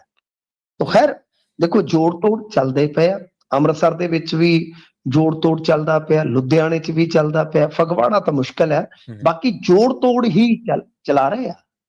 ਮਤਲਬ ਕਿ ਤੁਸੀਂ ਦੇਖੋ ਕਿ ਸਾਰੀ ਮਸ਼ੀਨਰੀ ਵਰਤ ਕੇ ਸਾਰਾ ਕੁਝ ਸਾਰਾ ਕੁਝ, ਇੱਥੋਂ ਤੱਕ ਕਿ ਖੰਨੇ 'ਚ ਈਵੀਐਮ ਤੋੜੀ ਗਈ। ਹੂੰ ਦਾਵਾ ਇਹ ਹੈ ਉੱਥੇ ਦੁਬਾਰਾ ਚੋਣ ਹੋਈ ਆ, ਉੱਥੇ ਵੀ ਹਾਰ ਗਏ, ਹੂੰ ਫਿਰ ਹਾਰ ਗਏ। ਹੂੰ ਮਤਲਬ ਕਿ ਸਭ ਕੁਝ ਕਰਾਉਣ ਤੋਂ ਬਾਅਦ ਵੀ ਤੁਸੀਂ ਉਹ ਰਿਜ਼ਲਟ ਹਾਸਲ ਨਹੀਂ ਕਰ ਪਾਏ, ਜਿਸ ਨੂੰ ਮੈਂ ਤੁਹਾਨੂੰ ਅੰਕੜਿਆਂ ਦੇ ਨਾਲ ਦੱਸਿਆ ਕਿ ਇਹਨਾਂ ਨਾਲੋਂ ਜੇ ਸੱਤਾ 'ਚ ਕਾਂਗਰਸ ਆਪਾਂ ਦੇਖੀ ਆ ਤਾਂ ਉਹ ਬਹੁਤ ਮਜ਼ਬੂਤ ਸੀਗੇ ਨੰਬਰਾਂ ਦੇ ਮਾਮਲੇ 'ਚ। ਹੂੰ ਇਹ ਤਾਂ ਲਗਭਗ ਉਹਨਾਂ ਤੋਂ 100 ਪਿੱਛੇ ਰਹਿ ਗਏ ਆ। ਤਾਂ ਭਾਰਤੀ ਜਨਤਾ ਪਾਰਟੀ ਤੁਸੀਂ ਦੇਖ ਲਓ, ਹਾਂਜੀ ਉਹ ਤਾਂ ਉਹ ਪਿਛਲੇ ਕਾਉਂਸਲਰਾਂ ਦੇ ਮੁਕਾਬਲੇ 11 ਕੇ 12 ਕਾਉਂਸਲਰ ਵੱਧ ਬਣਾ ਗਏ ਨੇ ਉਹ ਆਪਣੇ। ਸ਼ਹਿਰਾਂ ਦੇ ਵਿੱਚ ਹਾਲਾਂਕਿ ਫਗਵਾੜੇ ਦੇ ਵਿੱਚ 17 ਦਾ ਉਹਨਾਂ ਨੂੰ ਘਾਟਾ ਪਿਆ। ਜੋ 17 ਨਾਲ ਹੋ ਜਾਂਦੇ ਤਾਂ ਉਹ ਅਕਾਲੀ ਦਲ ਤੇ ਕਿਤੇ ਹੀ ਰਹਿ ਗਿਆ ਪਿੱਛੇ ਉਹਨਾਂ ਤੋਂ। ਹਾਂਜੀ ਹਾਂਜੀ ਜਿਹੜੇ ਅਕਾਲੀ ਦਲ ਦੀ ਜਲੰਧਰ 'ਚ ਤੂਤੀ ਬੋਲਦੀ ਸੀ, ਅੱਜ ਉਹਨਾਂ ਦਾ ਕੋਈ ਨਾਂ ਹੀ ਨਹੀਂ ਲੈ ਰਿਹਾ। ਉਹ ਮਤਲਬ ਇਹ ਸਾਫ਼ ਸੰਕੇਤ ਹੈ ਕਿ ਭਾਰਤੀ ਜਨਤਾ ਪਾਰਟੀ ਅੱਗੇ ਵਧ ਰਹੀ ਹੈ ਸ਼ਹਿਰਾਂ 'ਚ। ਹਾਂ ਠੀਕ ਹੈ, ਫਗਵਾੜੇ 'ਚ ਲਾਸ ਹੋਇਆ, ਉਹਦੇ ਕਈ ਕਾਰਨ ਹੋ ਸਕਦੇ ਆ, ਹਾਂਜੀ ਹਾਂਜੀ ਪਰ ਜਿਵੇਂ ਆਪਾਂ ਦੇਖਿਆ ਕਿ ਓਵਰਆਲ ਉਹ ਵੀ ਅੱਗੇ ਵਧ ਰਹੇ ਆ। ਕਾਂਗਰਸ ਵਾਸਤੇ ਵੀ ਇਹ ਕਿਤੇ ਨਾ ਕਿਤੇ ਸੋਚਣ ਵਿਚਾਰਨ ਦਾ ਵਿਸ਼ਾ ਰਹੇਗਾ। ਪਰ ਜੋੜ ਤੋੜ ਦੀ ਰਾਜਨੀਤੀ ਉਹ ਕਰਕੇ ਤੇ ਇਹ ਕਹਿ ਕੇ ਕਿ ਜੀ ਹਾਂਜੀ ਅਸੀਂ ਵੱਡੇ ਆ, ਅਸੀਂ ਵੱਡੀ ਪਾਰਟੀ ਵਜੋਂ ਉੱਭਰੇ ਆ, ਇਹਨਾਂ ਨੇ ਸਬੂਤ ਦੇ ਦਿੱਤਾ ਇਸ ਗੱਲ ਦਾ ਕਿ ਆਮ ਆਦਮੀ ਪਾਰਟੀ ਜਿਹੜੀ ਆ ਉਹ ਦੋ ਰੱਤੀਆਂ ਦੂਜਿਆਂ ਤੋਂ ਵੱਧ ਕੇ ਕੰਮ ਕਰ ਰਹੀ ਹੈ ਇਸ ਟਾਈਮ। ਜਿਹੋ ਜਿਹੇ ਕੰਮ ਆਪਾਂ ਅੱਗੇ ਉਹਨਾਂ ਦੇ ਵੇਖੇ ਆ। ਜੀ ਤੇ ਮਿੰਟੂ ਜੀ, ਇਹ ਤਾਂ ਚਲੋ ਦੇਖੋ ਲੋਕਾਂ ਨੇ ਵੋਟ ਪਾਉਣੀ ਆ, ਉਹ ਕਿਸੇ ਨੂੰ ਵੀ ਪਾ ਸਕਦੇ, ਕਿਸੇ ਨੂੰ ਵੀ ਹਰਾ ਸਕਦੇ। ਝੇਡਾਂ ਟਿਚਰਾਂ ਕਰਦੇ ਸੀਗੇ ਰਾਜਾ ਵੜਿੰਗ ਦੀ ਪਤਨੀ ਨੂੰ, ਤੇ ਉਹ ਜਿਹੜੀ ਬੀਬੀ ਜਤਿੰਦਰ ਸ਼ਾਇਦ ਰੰਧਾਵਾ ਉਹਨਾਂ ਦਾ ਨਾਮ ਹੈ, ਡੇਰਾ ਬਾਬਾ ਨਾਨਕ ਤੋਂ ਜਿਹੜੇ ਹਾਰੇ ਨੇ। ਹੁਣ ਇਹਨਾਂ ਦੀਆਂ ਆਪਦੀਆਂ ਗੁਰਪ੍ਰੀਤ ਗੋਗੀ ਤੇ ਉਹ ਜਿਹੜੇ ਸ਼ੋਕ ਪ੍ਰਾਸ਼ਰ ਪੱਪੀ, ਉਹਨਾਂ ਨੂੰ ਕੀ ਕਹਿਣਗੇ? ਉਹਨਾਂ ਦੀਆਂ ਬੀਬੀਆਂ ਵੀ ਹਾਰ ਗਈਆਂ ਘਰੋਂ, ਇਹਨਾਂ ਦੇ ਆਪਦੇ ਵਿਧਾਇਕਾਂ ਦੀ ਬੀਬੀਆਂ ਨਹੀਂ ਜਿੱਤ ਸਕੇ। ਨਹੀਂ ਚਲੋ ਠੀਕ ਆ, ਇਹ ਗੱਲ ਆਪਾਂ ਕਹਿ ਸਕਦੇ ਹਾਂ ਹਾਰੇ ਆ, ਪਰ ਇਹ ਵੀ ਤੁਸੀਂ ਦੇਖੋ ਕਿ ਇਹਨਾਂ ਦੇ ਜਿਹੜੇ ਮਤਲਬ ਕਿ ਪਰਿਵਾਰਵਾਦ ਨੂੰ ਭੰਡਣ ਵਾਲੇ ਮੁਹਾਵਰੇ ਸੀ, ਉਹ ਵੀ ਤਾਂ ਛਿੱਥੇ ਪੈ ਗਏ ਨੇ। ਉਹ ਬਿਲਕੁਲ ਬਿਲਕੁਲ ਕਿ ਤੁਹਾਡੇ 6 ਵਿਧਾਇਕ ਸੀਗੇ ਲੁਧਿਆਣੇ, ਤੁਹਾਡਾ ਵਾਜਬ ਸਵਾਲ ਹੈ, ਪਰ ਮੈਂ ਇਸ ਤੋਂ ਵੀ ਅੱਗੇ ਜਾ ਕੇ ਇੱਕ ਸਵਾਲ ਕਰਦਾ ਕਿ ਪਰਿਵਾਰਵਾਦ ਨੂੰ ਭੰਡਣ ਵਾਲੇ ਜਿਹੜੇ ਆ, ਕਿਉਂਕਿ ਮੈਂ ਖੁਦ ਇਹਨਾਂ ਦੀਆਂ ਰੈਲੀਆਂ ਕਵਰ ਕਰਦਾ ਰਿਹਾ, ਸੰਜੇ ਸਿੰਘ ਤੇ ਪਰਿਵਾਰਵਾਦ ਤੇ ਜੰਮੂ ਕਸ਼ਮੀਰ ਤੋਂ ਸ਼ੁਰੂ ਹੋ ਕੇ ਕੰਨਿਆ ਕੁਮਾਰੀ ਤੱਕ ਜਾਂਦੇ ਹੁੰਦੇ ਸਨ। ਜੀ ਬਿਲਕੁਲ। ਪਰਿਵਾਰਵਾਦ ਤੇ ਉਹਨਾਂ ਦਾ ਭਾਸ਼ਣ ਹੁੰਦਾ ਸੀ ਬਕਾਇਦਾ ਤੌਰ ਤੇ। ਤਾਂ ਤੁਸੀਂ ਦੇਖੋ ਕਿ 6 MLA ਜਿਹੜੇ ਸੀਗੇ ਲੁਧਿਆਣੇ ਦੇ, ਤਾਂ ਉਹਨਾਂ ਦੇ ਵਿੱਚ ਉਹਨਾਂ ਦੀਆਂ ਪਤਨੀਆਂ, ਕਜ਼ਨ ਬ੍ਰਦਰ ਜਾਂ ਭਰਾ ਨੂੰ ਟਿਕਟ ਜਾਂ ਬੇਟੇ ਨੂੰ ਟਿਕਟ ਮਿਲੀ ਹੈ ਜੀ। ਹਾਂਜੀ ਹਾਂਜੀ ਬਿਲਕੁਲ 6 ਵਿਧਾਇਕ। ਤਾਂ ਮਤਲਬ ਕਿ ਤੁਹਾਡੇ ਉਹ ਮੁਹਾਵਰੇ ਵੀ ਜਿਹੜੇ ਆ ਉਹ ਤੁਸੀਂ ਖੁਦ ਹੀ ਝੂਠੇ ਪਾ ਦਿੱਤੇ। ਤੇ ਕਮਾਲ ਦੀ ਗੱਲ ਹੈ ਕਿ ਉਹਦੇ ਚੋਂ ਚਲੋ ਕੁਝ ਜਿੱਤੇ ਵੀ ਨੇ ਇਹਨਾਂ ਦੇ। ਐ ਤਾਂ ਆਸ਼ੂ ਦੀ ਘਰ ਦੀ ਵੀ ਹਾਰ ਗਈ, ਉਹ ਵੀ ਬਹੁਤ ਵੱਡੀ ਹੈ, ਲੁਧਿਆਣੇ ਤੋਂ। ਠੀਕ ਹੈ ਨਾ ਜੀ, ਉਹ ਵੀ ਬਹੁਤ ਵੱਡੀ ਹਾਰ ਹੈ। ਪਰੰਤੂ ਤੁਸੀਂ ਜਿਹੜੇ ਮੁਹਾਵਰੇ ਘੜੇ ਰਾਜਨੀਤੀ ਦੇ ਵਿੱਚ, ਉਹ ਤੁਸੀਂ ਉਹਨਾਂ ਮੁਹਾਵਰਿਆਂ ਤੋਂ ਹੀ ਕਿਤੇ ਨਾ ਕਿਤੇ ਬੇਮੁਖ ਹੋ ਗਏ। ਅਸਫਲਤਾ ਤੁਹਾਡੀ ਰਾਜਨੀਤੀ ਦੀ ਸਭ ਤੋਂ ਵੱਡੀ ਇਹੀ ਹੈ। ਜੀ ਬਿਲਕੁਲ। ਤੇ ਪ੍ਰਤਾਪ ਸਿੰਘ ਬਾਜਵਾ ਜਿਹੜੇ ਕਿ ਲੀਡਰ ਆਫ ਆਪੋਜੀਸ਼ਨ ਨੇ, ਉਹ ਮੁੱਖ ਮੰਤਰੀ ਸਾਹਿਬ ਤੇ ਨਿਸ਼ਾਨੇ ਲਾ ਰਹੇ ਨੇ ਜੀ। ਪ੍ਰਤਾਪ ਸਿੰਘ ਬਾਜਵਾ ਹੁਣੇ ਥੋੜੀ ਦੇਰ ਪਹਿਲਾਂ ਪੋਸਟ ਪਾ ਕੇ ਇਸ ਗੱਲ ਦਾ ਖੁਲਾਸਾ ਕਰ ਰਹੇ ਨੇ ਕਿ ਮਾਨ ਸਾਹਿਬ ਨੂੰ ਅਚਨਚੇਤੀ ਭਾਰਤ ਅਤੇ ਆਸਟ੍ਰੇਲੀਆ ਦੀ ਜਿਹੜੀ ਚਲੰਤ ਟੈਸਟ ਸੀਰੀਜ਼ ਆ ਉਹਦੇ ਵਿੱਚ ਮੈਚ ਵੇਖਣ ਦਾ ਯਾਦ ਆ ਗਿਆ ਕਿ ਮੈਚ ਵੇਖ ਕੇ ਆਉਣਾ ਮੈਂ। ਤੇ ਇਹ ਕਹਿੰਦੇ ਆ ਕਿ ਬਈ ਉਹ ਕਿੰਨੇ ਬੇਪਰਵਾਹ ਨੇ ਤੇ ਕਿਵੇਂ ਹੋ ਸਕਦੇ ਇੰਨੇ ਬੇਪਰਵਾਹ, ਹੱਦ ਹੋ ਗਈ ਆ। ਉਹ ਕਹਿੰਦੇ ਕਿ ਧਮਾਕਿਆਂ ਦੇ ਨਾਲ ਸਰਹੱਦੀ ਜ਼ਿਲ੍ਹੇ ਹਿੱਲੇ ਪਏ ਆ, ਡੱਲੇਵਾਲ ਦਾ ਮਰਨ ਵਰਤ 28ਵੇਂ ਦਿਨ ਚ ਦਾਖਲ ਹੋ ਗਿਆ। ਕੇਂਦਰ ਦੀ ਭਾਜਪਾ ਸਰਕਾਰ ਮੰਡੀ ਪ੍ਰਣਾਲੀ ਨੂੰ ਖਤਮ ਕਰਨ ਦੀ ਸਾਜ਼ਿਸ਼ ਰਚ ਰਹੀ ਹੈ। ਕਈ ਮਹੀਨਿਆਂ ਤੋਂ ਕੈਬਨਿਟ ਦੀ ਬੈਠਕ ਨਹੀਂ ਹੋਈ। ਸਰਦਰੁੱਤ ਇਜਲਾਸ ਜਨਵਰੀ 2025 ਤੱਕ ਮੁਲਤਵੀ ਕਰ ਦਿੱਤਾ ਗਿਆ ਹੈ। ਪੰਜਾਬ ਬੇਹੱਦ ਨਾਜ਼ੁਕ ਦੌਰ ਚੋਂ ਗੁਜ਼ਰ ਰਿਹਾ, ਫਿਰ ਵੀ ਮੁੱਖ ਮੰਤਰੀ ਭਗਵੰਤ ਮਾਨ ਆਸਟ੍ਰੇਲੀਆ ਵਿੱਚ ਕ੍ਰਿਕਟ ਮੈਚ ਦੇਖਣ ਜਾਣ ਨੂੰ ਤਰਜੀਹ ਦੇ ਰਹੇ ਆ। ਉਹ ਇੰਨੇ ਬੇਪਰਵਾਹ ਕਿਵੇਂ ਹੋ ਸਕਦੇ ਹਨ? ਤਾਂ ਦੇਖੋ, ਚਲੋ ਠੀਕ ਹੈ, ਮੁੱਖ ਮੰਤਰੀ ਨੇ ਬਾਹਰ ਅੰਦਰ ਜਾਣਾ ਹੁੰਦਾ ਹੈ, ਇਹਦੇ ਵਿੱਚ ਆਪਾਂ ਨੂੰ ਠੀਕ ਹੈ ਕਿ ਇੱਕ ਸੀਮਤ ਅਧਿਕਾਰ ਹੈ ਕਿ ਅਸੀਂ ਗੱਲ ਕਰ ਵੀ ਸਕਦੇ ਹਾਂ। ਸੀਮਤ ਅਧਿਕਾਰ ਤੋਂ ਭਾਵ ਕੀ ਹੈ ਕਿ ਸਾਨੂੰ ਇੰਨੀ ਕੁ ਤੇ ਛੂਟ ਦੇਣੀ ਪੈਂਦੀ ਹੈ ਕਿ ਜੀ ਕੋਈ ਬੰਦਾ ਆਪਣੀ ਨਿੱਜੀ ਫੇਰੀ ਤੇ ਜਾ ਸਕਦਾ। ਪਰ ਮੇਨ ਗੱਲ ਇਹ ਹੈ ਕਿ ਆਸਟ੍ਰੇਲੀਆ ਦੀ ਆਵਾਜ਼ ਬੜੀ ਆ ਰਹੀ ਹੈ। ਆਸਟ੍ਰੇਲੀਆ ਚ ਆ ਪਿੱਛੇ ਜੇ ਵੀ ਇਹਨਾਂ ਦੀ ਸੁਪਤਨੀ ਬਾਰੇ ਵੀ ਸੁਣਿਆ ਸੀ ਕਿ ਉਹ ਵੀ ਆਸਟ੍ਰੇਲੀਆ ਗਏ ਨੇ ਤੇ ਕਾਫੀ ਦਿਨ ਤੱਕ, ਤੇ ਇਹਨਾਂ ਨੇ ਕੋਈ ਫੋਟੋ ਵਗੈਰਾ ਵੀ ਸਾਂਝੀ ਨਹੀਂ ਸੀ ਕੀਤੀ। ਤਾਂ ਮਤਲਬ ਕਿ ਆਸਟ੍ਰੇਲੀਆ ਦੇ ਗੇੜੇ ਕਿਵੇਂ ਵੱਜ ਰਹੇ, ਇਹ ਵੀ ਇੱਕ ਵੱਡਾ ਸਵਾਲ ਹੈ। ਤਰ੍ਹਾਂ ਤਰ੍ਹਾਂ ਦੀਆਂ ਚਰਚਾਵਾਂ ਨੇ, ਹਾਲਾਂਕਿ ਜਦੋਂ ਤੱਕ ਕੋਈ ਤੱਥ ਨਹੀਂ, ਕੋਈ ਸਬੂਤ ਨਹੀਂ, ਉਦੋਂ ਤੱਕ ਕੋਈ ਜ਼ਿਆਦਾ ਉਸ ਗੱਲ ਨੂੰ ਬੋਲਣਾ ਜਾਂ ਖੋਲਣਾ ਠੀਕ ਨਹੀਂ ਹੈ, ਵਾਜਬ ਨਹੀਂ ਹੈ। ਪਰ ਟੈਸਟ ਮੈਚ ਵੇਖਣ ਚਲੇ ਜਾਣਾ ਤਾਂ ਕਮਾਲ ਦੀ ਗੱਲ ਹੈ। ਟੈਸਟ ਮੈਚ ਤਾਂ ਚੱਲਦੇ ਹੀ ਰਹਿੰਦੇ ਆ ਜੀ। ਹੁਣ ਇਹ ਦੇਖਣਾ ਹੋਏਗਾ ਇਹਦੇ ਵਿੱਚ ਓਪੋਜੀਸ਼ਨ ਅੱਗੇ ਕੀ ਕੁਛ ਕਰਦੀ ਹੈ। ਪਰ ਮੈਂ ਇੱਕ ਦੋ ਹੋਰ ਲੀਡਰਾਂ ਬਾਰੇ ਵੀ ਸੁਣਿਆ ਸੀਗਾ ਜਿਹੜੇ ਪਿਛਲੇ ਦਿਨ ਹੀ ਗਏ ਆ ਤੇ ਇੱਕ ਬਹੁਤ ਤਗੜੇ ਹੋਟਲ ਰਹੇ ਸੀ, ਉਹ ਵੀ ਆਸਟ੍ਰੇਲੀਆ ਸੀਗੇ। ਆਸਟ੍ਰੇਲੀਆ ਦੇ ਵਿੱਚ ਕੀ ਕੁਝ ਆ ਸਾਨੂੰ ਤੇ ਪਤਾ ਨਹੀਂ ਹੈ, ਪਰ ਆਸਟ੍ਰੇਲੀਆ ਦਾ ਇੱਕ ਵਾਰੀ ਫਿਰ ਜ਼ਿਕਰ ਆਇਆ ਤੇ ਨਾਲ ਦੀ ਨਾਲ ਤੁਸੀਂ ਦੇਖ ਲਓ ਕਿ ਰਾਜਨੀਤੀ ਵੀ ਗਰਮਾ ਗਈ ਹੈ ਜੀ।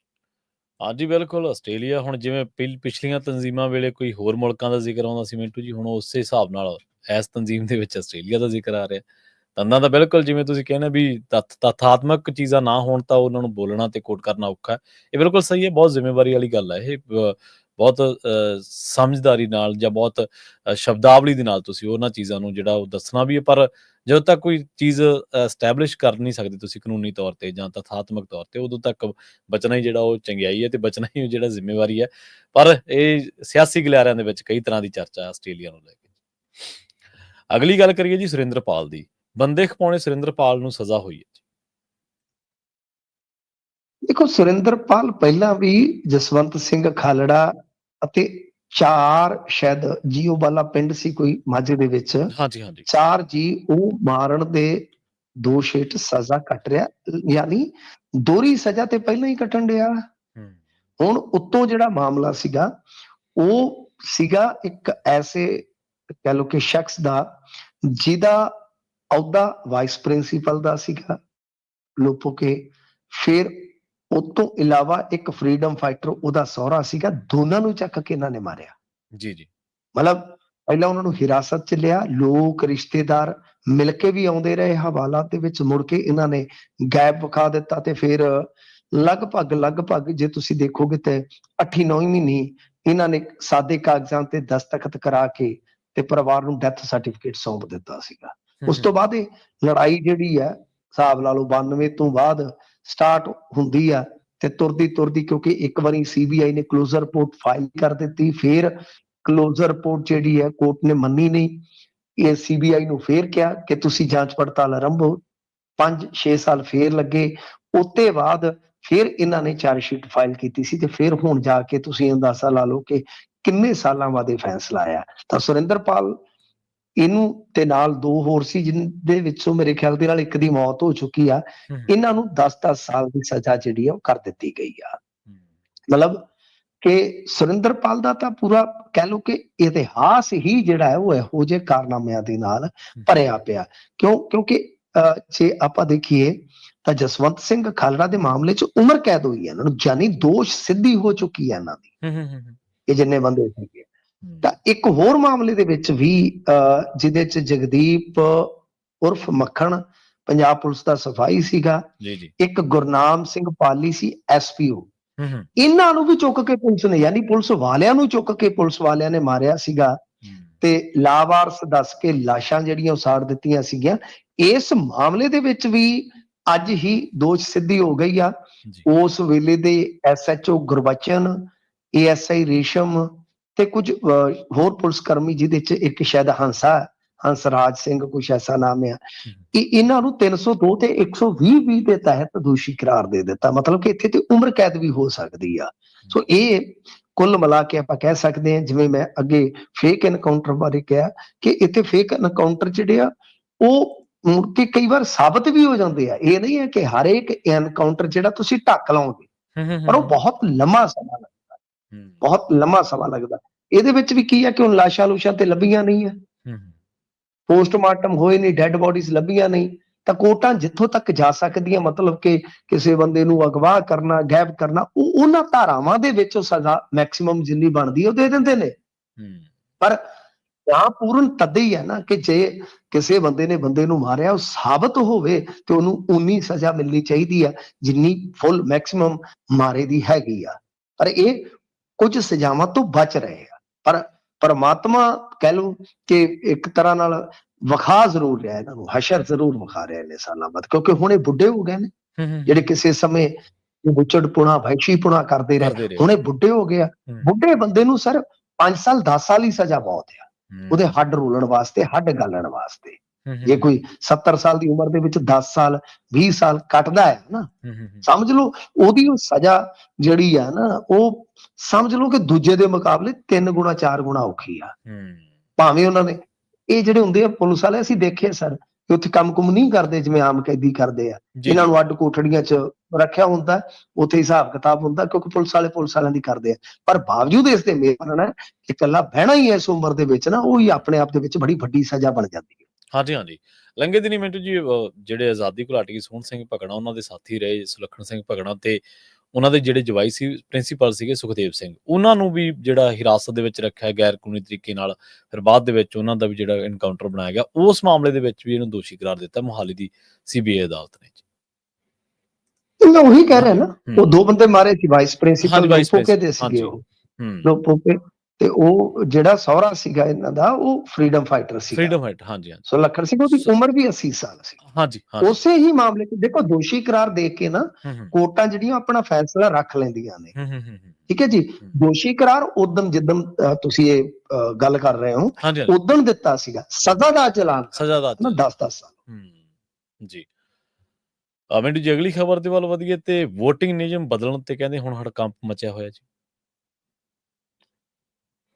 ਹਾਂਜੀ, ਇਹਦੇ ਵਿੱਚ ਖੜਗੇ ਸਾਹਿਬ ਇੱਕ ਬਹੁਤ ਵੱਡੀ ਸਟੇਟਮੈਂਟ ਜਾਰੀ ਕਰ ਚੁੱਕੇ ਆ। ਉਹਨਾਂ ਨੇ ਕਿਹਾ ਕਿ ਜਿਹੜੇ ਚੁਣਾਵੀ ਨਿਯਮ ਆ ਉਹਨਾਂ ਦੇ ਵਿੱਚ ਜੋ ਇਹਨਾਂ ਨੇ ਬਦਲਾਅ ਕੀਤਾ ਹੈ, ਲੋਕਤੰਤਰ ਅਤੇ ਸੰਵਿਧਾਨ ਤੇ ਹਮਲਾ ਹੈ। ਦੇਖੋ, ਇਸ ਚੀਜ਼ ਨੂੰ ਥੋੜਾ ਜਿਹਾ ਬਰੀਕੀ ਨਾਲ ਸਮਝਣ ਦੀ ਲੋੜ ਆ।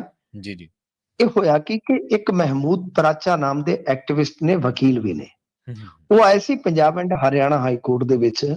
ਉਹਨਾਂ ਨੇ ਆ ਕੇ ਚਾਰਾਜੋਈ ਕੀਤੀ ਸੀਗੀ ਕਿ ਸਾਨੂੰ 87 ਫਾਰਮ ਦੀਆਂ ਕਾਪੀਆਂ ਜਾਂ ਕੁਝ CCTV ਹਰਿਆਣਾ ਇਲੈਕਸ਼ਨ ਨਾਲ ਜੁੜੀਆਂ ਜਿਹੜੀਆਂ ਉਹ ਮੁਹੱਈਆ ਕਰਵਾਓ। ਸਰ, ਜਦੋਂ Punjab and Haryana high court ਨੇ ਇਹ ਹੁਕਮ ਦਿੱਤਾ ਕਿ ਇਹ ਸਾਰੀ ਸਮੱਗਰੀ ਜਿਹੜੀ ਆ ਉਹ ਇਹਨਾਂ ਨੂੰ ਦੇ ਦਿਓ। ਜੀ। ਪਰ ਕਮਾਲ ਦੀ ਗੱਲ ਹੈ ਕਿ ਵੀਡੀਓਗ੍ਰਾਫੀ, CCTV ਫੁਟੇਜ ਜਾਂ 87 ਫਾਰਮ ਦੀਆਂ ਜਿਹੜੀਆਂ ਕਾਪੀਆਂ ਸੀ, ਉਹ ਦੇਣੀਆਂ ਤਾਂ ਕੀ ਸੀ, ਇਹਨਾਂ ਨੇ ਰਾਤੋਂ ਰਾਤ ਨਿਯਮ ਹੀ ਬਦਲ ਦਿੱਤਾ। ਤਾਂ ਨਿਯਮ ਜਿਹੜਾ ਸੀਗਾ, ਯਾਨੀ ਚੋਣ ਸੰਚਾਲਨ ਨਿਯਮ ਹੁੰਦਾ 1961 ਦੇ ਸ਼ਾਇਦ 93 ਚ, ਉਹਨੂੰ ਅਮੈਂਡ ਕਰ ਦਿੱਤਾ ਗਿਆ। ਯਾਨੀ ਜਿਹੜਾ ਨਿਯਮ 93 ਹੈ ਉਸਨੂੰ ਅਮੈਂਡ ਕਰਕੇ ਇਹ ਕਹਿ ਦਿੱਤਾ ਗਿਆ ਕਿ ਚੋਣ ਦੇ ਨਾਲ ਸੰਬੰਧਿਤ ਸਾਰੇ ਦਸਤਾਵੇਜ਼ ਜਿਹੜੇ ਆ ਉਹ ਜਨਤਕ ਜਾਂਚ ਲਈ ਰੱਖੇ ਜਾਣਗੇ। ਪਹਿਲਾਂ ਜਿਹੜਾ ਪ੍ਰਬੰਧ ਸੀ, ਪਰ ਹੁਣ ਇਹਦੇ ਚ ਤਬਦੀਲੀ ਕਰ ਦਿੱਤੀ ਤੇ ਉਹਦੇ ਚ ਇਹ ਕਹਿ ਦਿੱਤਾ ਕਿ ਇਹ ਦਸਤਾਵੇਜ਼ ਉਪਲਬਧ ਜਿਹੜੇ ਉਹ ਨਹੀਂ ਕਰਵਾਏ ਜਾ ਸਕਦੇ।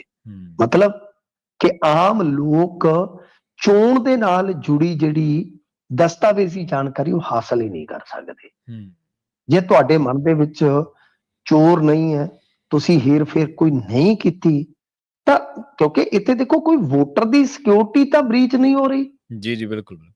ਕੋਈ ਇਹ ਨਹੀਂ ਮੰਗ ਰਿਹਾ ਕਿ ਕੌਣ ਕਿਹਨੂੰ ਵੋਟ ਪਾ ਕੇ ਜਾ ਰਿਹਾ ਜੀ। हुँ, ਕੋਈ ਇਹ ਨਹੀਂ ਮੰਗ ਰਿਹਾ ਕਿ ਦੇਖੋ ਜੀ ਸਾਨੂੰ ਦਿਖਾਓ ਕਿ ਜੋ ਮਸ਼ੀਨ ਆ ਉਹਦੇ ਤੇ ਕੌਣ ਕਿੱਥੇ ਬਟਨ ਨੱਪ ਰਿਹਾ ਤੇ ਕਿਹਨੂੰ ਵੋਟ ਜਾ ਰਹੀ ਹੈ। ਨਹੀਂ, हुँ, हुँ, ਸੀਸੀਟੀਵੀ, हुँ, ਵੀਡੀਓਗ੍ਰਾਫੀ ਤੇ 17C ਫਾਰਮ। 17C ਫਾਰਮ ਕੀ ਹੁੰਦਾ ਸਰ? ਕਿ ਜਦੋਂ ਵੋਟਾਂ ਪੈ ਜਾਂਦੀਆਂ, ਵੋਟਾਂ ਪੈਣ ਉਪਰੰਤ ਕਿੰਨੇ ਨੰਬਰ ਮਸ਼ੀਨ ਹੈ ਉੱਥੇ, ਕਿੰਨੀ ਕੁੱਲ ਵੋਟ ਹੈ, ਕਿੰਨੀਆਂ ਵੋਟਾਂ ਪੋਲ ਹੋਈਆਂ ਨੇ, ਕਿੰਨੀਆਂ ਰੱਦ ਹੋਈਆਂ ਨੇ, ਉਹ ਸਾਰਾ ਕੁਝ ਜਿਹੜਾ ਉਹ ਦਰਜ ਕਰਕੇ ਜੋ ਚੋਣ ਅਧਿਕਾਰੀ ਹੁੰਦਾ ਹੈ, ਉਹ ਸਾਰੇ ਏਜੰਟਾਂ ਦੇ ਉੱਤੇ ਦਸਤਖਤ ਕਰਵਾ ਲੈਂਦਾ ਹੈ। जी, जी। ਤਾਂ ਤੁਹਾਨੂੰ ਇਹਦੇ ਤੇ ਕੀ ਡਰ ਆ ਬਈ? हुँ, ਦੇ ਦਿਓ ਤੁਸੀਂ। ਪਰ ਕੁਝ ਨਾ ਕੁਝ ਤੇ ਗੜਬੜ ਹੈ, ਜਿਹੜਾ ਰਾਤੋਂ ਰਾਤ ਨਿਯਮ ਬਦਲਣਾ ਪਿਆ। ਤੇ ਇਸੇ ਕਰਕੇ ਹੀ ਖੜਗੇ ਨੇ ਕਿਹਾ ਕਿ ਲੋਕਤੰਤਰ ਅਤੇ ਸੰਵਿਧਾਨ ਤੇ ਹਮਲਾ। ਹੁਣ ਦੇਖਣ ਵਾਲੀ ਗੱਲ ਹੋਏਗੀ ਕਿ ਕੀ ਇਹ ਇਸ ਨੂੰ ਗਾਂ ਚੁਣੌਤੀ ਦਿੰਦੇ ਆ ਸੁਪਰੀਮ ਕੋਰਟ 'ਚ ਕਿ ਨਹੀਂ। हुँ, जी, बिल्कुल। ਤੇ ਨੋ ਡਿਟੈਂਸ਼ਨ ਪਾਲਿਸੀ ਜਿਹੜੀ ਹੈ ਮਿੰਟੂ ਜੀ ਉਹਦੇ ਚ ਬਦਲਾਅ ਕੀਤਾ ਗਿਆ ਜੀ। ਨੋ ਡਿਟੈਂਸ਼ਨ ਪਾਲਿਸੀ ਦੇ ਵਿੱਚ ਕੇਂਦਰ ਨੇ ਜਾਰੀ ਕਰ ਦਿੱਤਾ ਆਪਦਾ ਨੋਟੀਫਿਕੇਸ਼ਨ ਕਿ 5ਵੀਂ ਤੇ 8ਵੀਂ 'ਚ ਜਿਹੜੇ ਬੱਚੇ ਜਿਨ੍ਹਾਂ ਨੂੰ ਫੇਲ ਨਹੀਂ ਸੀ ਕੀਤਾ ਜਾਂਦਾ, ਹੂੰ, ਹੂੰ, ਉਹਦੇ ਵਿੱਚ ਕੀ ਹੈ ਕਿ ਹੁਣ ਬੱਚਿਆਂ ਨੂੰ 2 ਮਹੀਨਿਆਂ ਬਾਅਦ ਦੁਬਾਰਾ ਐਗਜ਼ਾਮ, ਯਾਨੀ ਜਿਹੜਾ ਪਾਸ ਹੋਣ ਜੋਗੇ ਨੰਬਰ ਨਹੀਂ ਲਿਜਾ ਰਿਹਾ, ਹੂੰ, ਉਹਨੂੰ 2 ਮਹੀਨਿਆਂ ਬਾਅਦ ਇੱਕ ਹੋਰ ਅਟੈਂਪਟ ਕਰਨ ਦਾ ਮੌਕਾ ਮਿਲੇਗਾ। ਜੇ ਉਸ ਅਟੈਂਪਟ ਦੇ ਵਿੱਚ ਵੀ ਉਹ ਸਕਸੀਡ ਨਹੀਂ ਕਰਦਾ, ਸਫਲਤਾ ਉਹਨੂੰ ਨਹੀਂ ਮਿਲਦੀ, ਤਾਂ ਹੂੰ, ਉਸ ਸੂਰਤ ਦੇ ਵਿੱਚ ਉਹਨੂੰ ਅੱਗੇ ਨਹੀਂ ਭੇਜਿਆ ਜਾਏਗਾ, ਉਹਦੀ ਕਲਾਸ ਉੱਥੇ ਹੀ ਰੁਕ ਜਾਏਗੀ। ਹਾਂ, ਇਹ ਆ ਕਿ ਕਿਸੇ ਵੀ ਸੂਰਤ 'ਚ ਸਕੂਲੋਂ ਨਹੀਂ ਕੱਢਿਆ ਜਾਊਗਾ। ਜੀ, ਜੀ, ਵੈਸੇ ਤੇ ਤੁਹਾਡੀ ਮੈਂ ਜਾਣਕਾਰੀ ਵਾਸਤੇ ਦੱਸ ਦੇਵਾਂ ਕਿ ਬਹੁਤ ਸਾਰੇ ਸਟੇਟਾਂ ਨੇ ਇਹ ਪਾਲਿਸੀ, ਕਿਉਂਕਿ ਜਿਹੜਾ ਸਿੱਖਿਆ ਹੈ ਨਾ, ਸਕੂਲੀ ਸਿੱਖਿਆ ਸਰ, ਇਹ ਸਟੇਟ ਦਾ ਮਸਲਾ ਹੁੰਦਾ ਹੈ। ਹੂੰ, ਹੂੰ, ਹੂੰ, ਸਟੇਟ ਦੀ ਮਤਲਬ ਕਿ ਜੋ ਲਿਸਟ ਹੁੰਦੀ ਹੈ ਨਾ, ਉਹਦੇ ਵਿੱਚ ਹੈ ਇੱਕ ਮਸਲਾ ਜਿਹੜਾ ਹੈ ਨਾ, ਉਹ ਸਰਕਾਰਾਂ ਦਾ ਮਸਲਾ ਹੁੰਦਾ ਹੈ। ਤਾਂ 16 ਸਟੇਟ ਪਹਿਲਾਂ ਹੀ ਇਹ ਜਿਹੜੀ ਨੋ ਡਿਟੈਂਸ਼ਨ ਪਾਲਿਸੀ ਹੈ ਜਿਹੜੀ ਇਸ ਨੂੰ ਰੱਦ ਕਰ ਚੁੱਕੇ ਆ। ਤਾਂ ਹੁਣ ਯਾਨੀ ਇੱਕ ਤਰ੍ਹਾਂ ਨਾਲ ਕੇਂਦਰ ਨੇ ਸਾਫ਼ ਕਰ ਦਿੱਤਾ ਕਿ ਭਾਈ ਦੇਖੋ, ਜਿਹਨੇ ਵੀ ਜਿਹੜੀ ਮਰਜ਼ੀ ਸਟੇਟ ਨੇ ਲਾਗੂ ਕਰਨਾ ਲਾ ਲਾਓ, ਹੂੰ, ਹੂੰ, ਤੁਸੀਂ ਇਸ ਨੂੰ ਲਾਗੂ ਕਰ ਲਓ। ਤਾਂ ਮੇਰੇ ਖਿਆਲ ਦੇ ਨਾਲ ਇਹ ਸਾਨੂੰ ਵੀ ਸੋਚਣਾ ਪੈਣਾ, ਸਾਨੂੰ ਵੈਸੇ ਸੋਚਣਾ ਚਾਹੀਦਾ ਵੀ ਆ, ਕਿਉਂਕਿ ਇਹਦੇ ਨਾਲ ਕੀ ਆ ਕਿ ਵਿਦਿਆਰਥੀ ਵੀ ਕੁਝ ਅਧਿਆਪਕ ਮਾਨਸਿਕਤਾ ਤੇ ਵੀ ਅਸਰ ਹੈ। ਹੂੰ, ਇਸ ਕਰਕੇ ਮੁਲਾਂਕਣ ਵਗੈਰਾ ਜਾਂ ਬੱਚਿਆਂ ਦਾ ਜਿਹੜਾ ਕੰਪੀਟੀਸ਼ਨ ਉਹ ਬਣਿਆ ਰਵੇ, ਬੱਚਿਆਂ ਦੀ ਰੁਚੀ ਰਵੇ, ਉਹਨਾਂ ਸਾਰੀਆਂ ਚੀਜ਼ਾਂ ਦੇ ਮੱਦੇ ਨਜ਼ਰ ਮੇਰੇ ਖਿਆਲ ਦੇ ਨਾਲ ਸਾਡੇ ਸੂਬੇ ਨੂੰ ਵੀ ਸੋਚਣਾ ਚਾਹੀਦਾ, ਕਿਉਂਕਿ ਆਪਣੇ ਇੱਥੇ ਸ਼ਾਇਦ ਇਹ ਚੱਲ ਰਿਹਾ, ਹਾਲਾਂਕਿ ਮੈਨੂੰ ਪੱਕਾ ਪਤਾ ਨਹੀਂ ਹੈ, ਪਰ ਸਾਡੇ ਜਿੰਨੀ ਕੋਈ ਜਾਣਕਾਰੀ ਹੈ ਕਿ ਇੱਥੇ ਆਪਣੇ ਚੱਲਦਾ ਹੈ। ਹੂੰ, ਹੂੰ, ਜੀ। ਮਿੰਟੂ ਜੀ ਇਹਨਾਂ ਖਾਸ ਖਬਰਾਂ ਤੇ ਖਾਸ ਜਾਣਕਾਰੀਆਂ ਦੇ ਲਈ ਤੁਹਾਡਾ ਬਹੁਤ-ਬਹੁਤ ਧੰਨਵਾਦ ਜੀ ਸ਼ੁਕਰੀਆ। ਜੀ।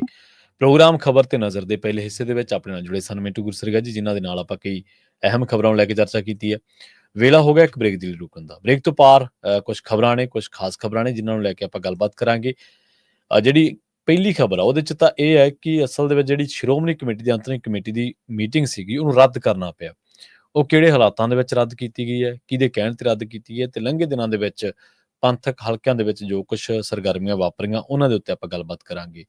ਇੱਕ ਉੱਤਰ ਪ੍ਰਦੇਸ਼ ਦੇ ਵਿੱਚ ਭਾਜਪਾ ਵਿਧਾਇਕ ਉੱਤੇ ਧਮਕਾਉਣ ਦਾ, ਧੋਖਾਧੜੀ ਕਰਨ ਦਾ ਜਿਹੜਾ ਮਾਮਲਾ ਉਹ ਦਰਜ ਕੀਤਾ ਗਿਆ, ਇਹਦੇ ਉੱਤੇ ਗੱਲਬਾਤ ਕਰਾਂਗੇ। ਕੇਰਲ ਦੇ ਵਿੱਚ ਇੱਕ ਸਕੂਲ ਦੇ ਵਿੱਚ ਕ੍ਰਿਸਮਸ ਮਨਾਈ ਜਾ ਰਹੀ ਸੀ, ਪਰ ਉਸ ਮਾਮਲੇ ਦੇ ਵਿੱਚ ਜਿਹੜੇ ਸਕੂਲ ਦੇ ਟੀਚਰ ਸੀਗੇ, ਉਹਨਾਂ ਨੂੰ ਧਮਕਾਇਆ ਗਿਆ, ਜਾਨੋਂ ਮਾਰਨ ਦੀਆਂ ਧਮਕੀਆਂ ਜਾਂ ਹੋਰ ਬਹੁਤ ਗੰਦੀਆਂ ਗਾਲਾਂ-ਗੂਲਾਂ ਉਹਨਾਂ ਨੂੰ ਕੱਢੀਆਂ ਗਈਆਂ।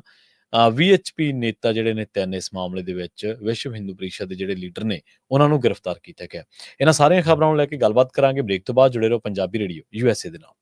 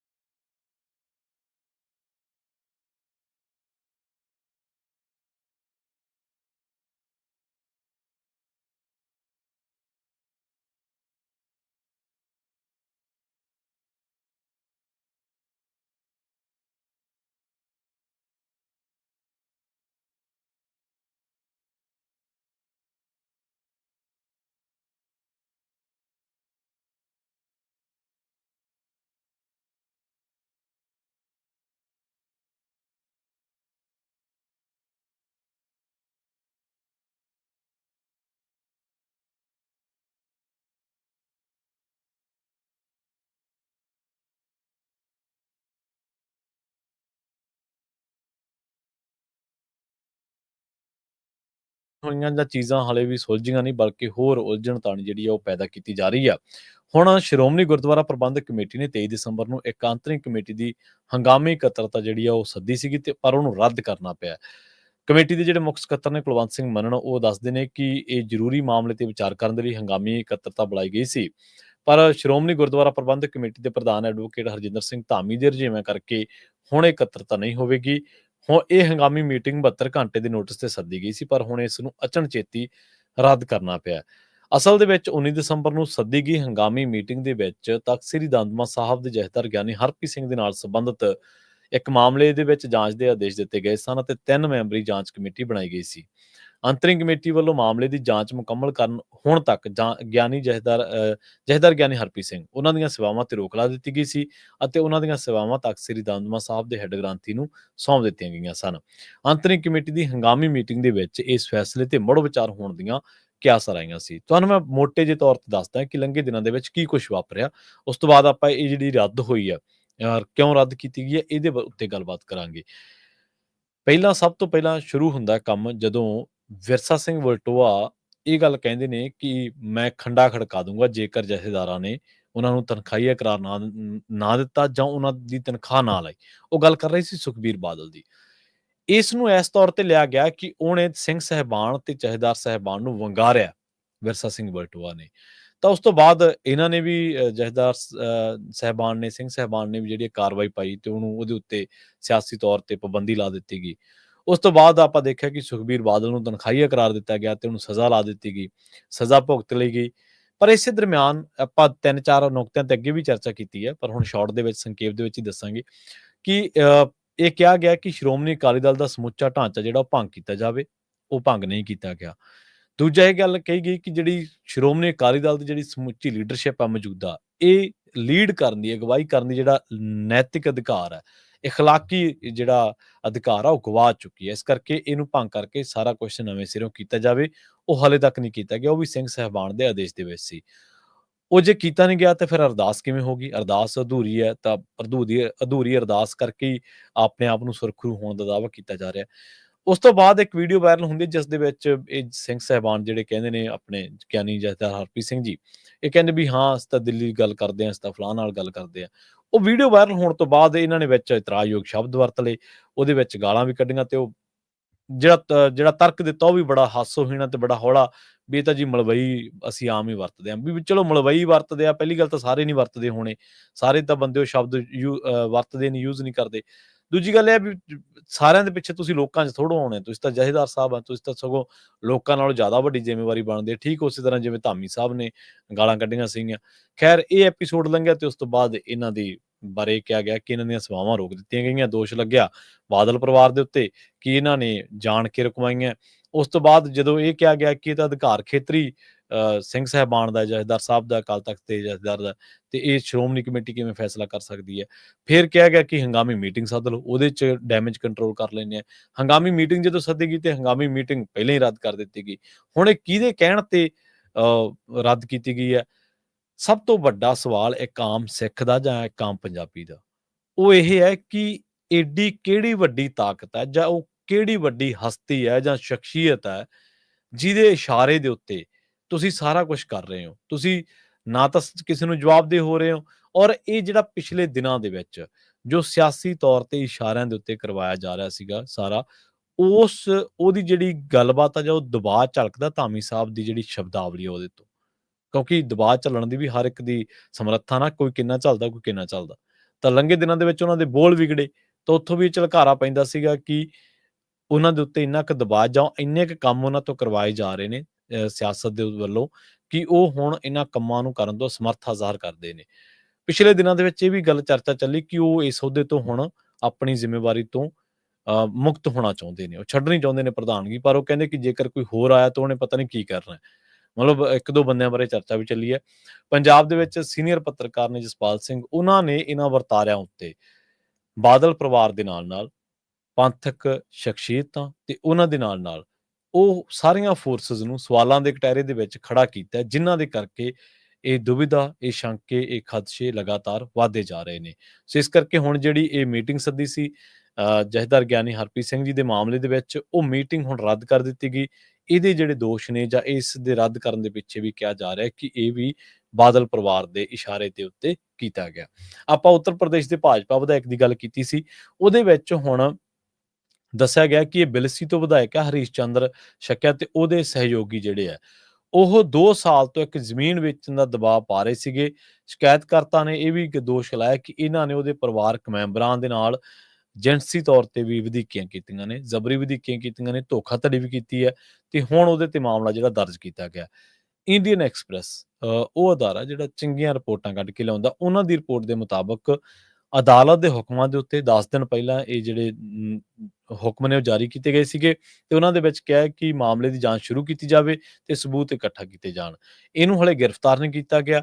ਉਸ ਵਕਤ ਦੋਸ਼ਾਂ ਤੋਂ ਇਨਕਾਰ ਕਰਦੇ ਹੋਏ ਉਹਨੇ ਕਿਹਾ ਸੀਗਾ ਕਿ ਮੈਨੂੰ ਪੁਲਿਸ ਜਾਂਚ ਦੇ ਉੱਤੇ ਪੂਰਾ ਭਰੋਸਾ ਹੈ।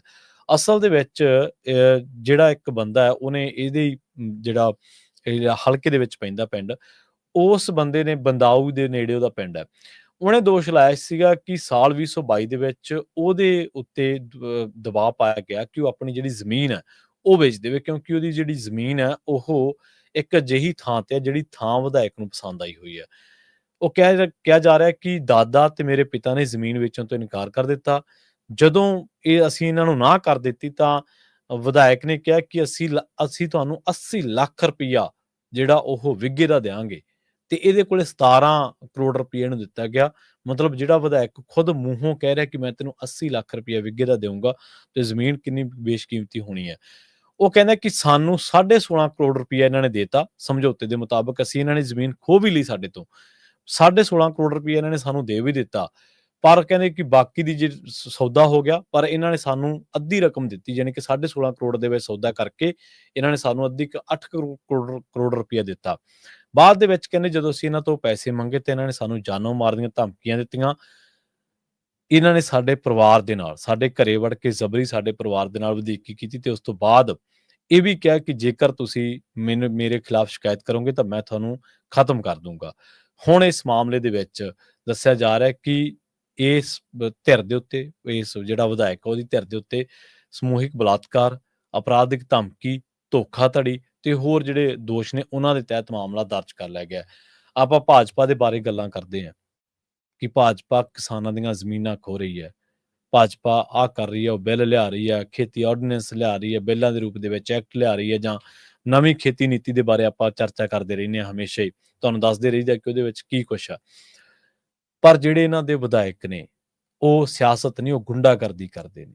ਜਿੱਥੇ ਕਿਤੇ ਜ਼ਮੀਨ ਪਸੰਦ ਆ, ਹੁਣ ਦੇਖੋ ਕਿਸੇ ਬੰਦੇ ਦੀ ਕੋਈ ਜ਼ਮੀਨ ਚੰਗੀ ਹੈ ਜਾਂ ਉਹ ਵਧੀਆ ਉਪਜਾਊ ਹੈ ਜਾਂ ਉਹ ਕਿਸੇ ਹਾਈਵੇ ਦੇ ਨਾਲ ਲੱਗਦੀ ਹੈ ਜਾਂ ਉਹਦੀ ਲੋਕੇਸ਼ਨ ਵਧੀਆ ਹੈ, ਕੀ ਤੁਸੀਂ ਜ਼ਬਰੀ ਉਹਦੀ ਜ਼ਮੀਨ ਖੋਲੋਗੇ?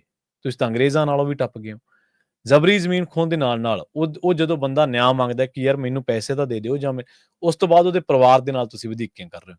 ਬੇਸ਼ਰਮੀ ਦੀ ਇੰਤਹਾ ਇਹ ਅਨਿਆਂ ਦੀ ਇੰਤਹਾ, ਇਹ ਜ਼ੁਲਮ ਦੀ ਇੰਤਹਾ। ਤੇ ਸਟੇਜਾਂ ਤੋਂ ਭਾਸ਼ਣ ਦੇਣਗੇ ਨਾਰੀ ਸਸ਼ਕਤੀਕਰਨ ਦੇ, ਵੂਮਨ ਇੰਪਾਵਰਮੈਂਟ ਦੇ। ਉਹ ਭਲੇ ਮਾਨਸ ਪਹਿਲਾਂ ਆਪਦੇ ਵਿਧਾਇਕਾਂ ਵੱਲ ਨਹੀਂ ਤਾਂ ਝਾਤੀ ਮਾਰ ਲਓ। ਗੁੰਡੇ ਭਰਤੀ ਕੀਤੇ ਤੁਸੀਂ ਲੋਕ ਸਭਾ ਦੇ ਵਿੱਚ, ਰਾਜ ਸਭਾ ਦੇ ਵਿੱਚ, ਰਹਿੰਦੀ ਖੁੰਦੀ ਕਸਰ ਵਿਧਾਨ ਸਭਾ ਦੇ ਵਿੱਚ ਕਰ ਰਹੇ ਹੋ। ਔਰ ਇਹ ਮਵਾਲੀ ਕਿਸਮ ਦੇ ਬੰਦੇ ਨਾ ਸਿਰਫ ਲੋਕਾਂ ਦੀ ਲੁੱਟ ਕਰਦੇ ਨੇ, ਉਹਨਾਂ ਨੂੰ ਐਕਸਪਲੋਇਟ ਕਰਦੇ ਨੇ, ਸ਼ੋਸ਼ਣ ਕਰਦੇ ਨੇ, ਤੇ ਜਦੋਂ ਕੋਈ ਨਿਆਂ ਵੱਲ ਭੱਜਦਾ ਤੇ ਉਸ ਤੋਂ ਬਾਅਦ ਉਹਨੂੰ ਮਰਡਰ, ਉਹਨੂੰ ਕਤਲ, ਉਹਨੂੰ ਹੋਰ ਤਰੀਕੇ ਦੀਆਂ ਧਮਕੀਆਂ ਦੇਣ, ਤੇ ਉਹਦੇ ਜਿਹੜੇ ਪਰਿਵਾਰਕ ਮੈਂਬਰ ਨੇ ਇਹਨਾਂ ਨੂੰ ਵੀ ਨਹੀਂ ਛੱਡਦੇ। ਇਹੋ ਜਿਹਾ ਵਿਧਾਇਕ ਆ ਜਿਹਦਾ ਨਾਮ ਮੈਂ ਤੁਹਾਨੂੰ ਸ਼ੁਰੂ ਦੇ ਵਿੱਚ ਹੀ ਦੱਸਤਾ ਸੀਗਾ, ਹਰੀਸ਼ ਚੰਦਰ ਸ਼ਾਕਿਆ। ਬਿਲਸੀ ਤੋਂ ਵਿਧਾਇਕ ਹੈ, ਭਾਜਪਾ ਦਾ ਵਿਧਾਇਕ ਹੈ। ਖੈਰ, ਪ੍ਰੋਗਰਾਮ ਖਬਰ ਤੇ ਨਜ਼ਰ ਨੂੰ ਆਪਾਂ ਨੂੰ ਸਮਾਪਤ ਕਰਨਾ ਪੈਣਾ ਕਿਉਂਕਿ ਸਮਾਂ ਇਜਾਜ਼ਤ ਨਹੀਂ ਦਿੰਦਾ। ਪੰਜਾਬੀ ਡੀਐਸਏ ਦੀ ਅਗਲੀ ਪੇਸ਼ਕਸ਼ ਪ੍ਰੋਗਰਾਮ ਅਪਡੇਟ ਅਮਰੀਕਾ ਪ੍ਰੋਗਰਾਮ ਦੇ ਵਿੱਚ ਅਮਰੀਕਾ ਦੇ ਨਾਲ ਵਿਸ਼ਵ ਭਰ ਦੇ ਵਿੱਚ ਵਾਪਰੀਆਂ ਅਹਿਮ ਵੱਡੀਆਂ ਖਾਸ ਘਟਨਾਵਾਂ, ਖਬਰਾਂ ਦੇ ਬਾਰੇ ਤੁਹਾਨੂੰ ਦਿੱਤੀਆਂ ਜਾਣਗੀਆਂ ਜਾਣਕਾਰੀਆਂ। ਜੁੜੇ ਰਹੋ ਪੰਜਾਬੀ ਡੀਐਸਏ ਦੇ ਨਾਲ। ਇਹ ਜਿਹੜਾ ਪ੍ਰੋਗਰਾਮ ਹੈ ਪੰਜਾਬੀ ਡੀਐਸਏ ਦੇ ਤੇ ਪੰਜਾਬੀ ਟੀਵੀ ਯੂਐਸਏ ਦੇ YouTube ਚੈਨਲ ਦੇ ਉੱਤੇ ਟੈਲੀਕਾਸਟ ਕੀਤਾ ਜਾਂਦਾ। ਜੇਕਰ ਤੁਸੀਂ ਹੋਰ ਮੰਚਾਂ ਦੇ ਨਾਲ ਜੇਕਰ ਤੁਸੀਂ ਹਾਲੇ ਤੱਕ ਇਹਨਾਂ ਦੋਵਾਂ ਮੰਚਾਂ ਦੇ ਉੱਤੇ ਸਾਡੇ ਨਾਲ ਨਹੀਂ ਜੁੜੇ, ਇਹਨਾਂ ਨੂੰ ਸਬਸਕ੍ਰਾਈਬ ਕਰੋ ਤੇ ਬੈਲ ਆਈਕਨ ਦਬਾਉਣਾ ਨਾ ਭੁੱਲਿਓ।